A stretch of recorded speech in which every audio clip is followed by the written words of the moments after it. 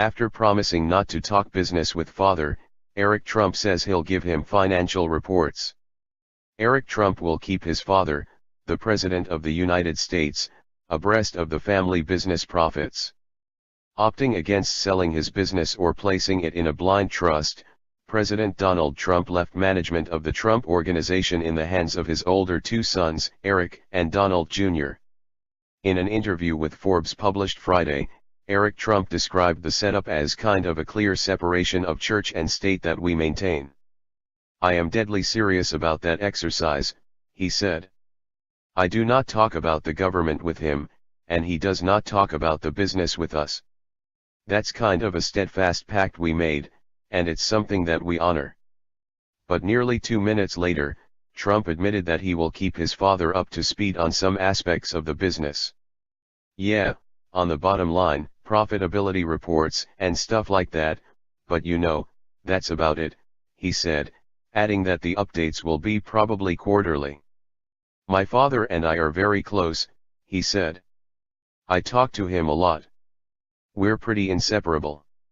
Trump and his White House have argued that the commander-in-chief is exempt from any conflicts of interest but that he handed over management of his company to fully focus on his administration. Lawyers for the president have said the company won't enter any new foreign deals and that any new domestic deals must be approved by an ethics advisor. Ethicists, however, have repeatedly criticized the arrangement, which they contend doesn't go far enough to separate the president from his massive business empire. The statement that the president made earlier that he wasn't going to talk to his children about the business sounded good, but the reality was there was no way to enforce it. Larry Noble, general counsel of the Nonpartisan Campaign Legal Center and a former chief ethics officer at the Federal Election Commission, told Forbes. He is breaking down one of the few barriers he claimed to be establishing between him and his businesses, and those barriers themselves were weak to begin with. But if he is now going to get reports from his son about the businesses, then he really isn't separate in any real way.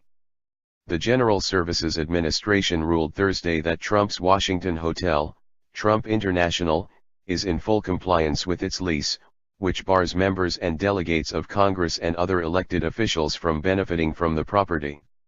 From a business standpoint, is the presidency beneficial? "We're doing great in all of our assets," Eric Trump said.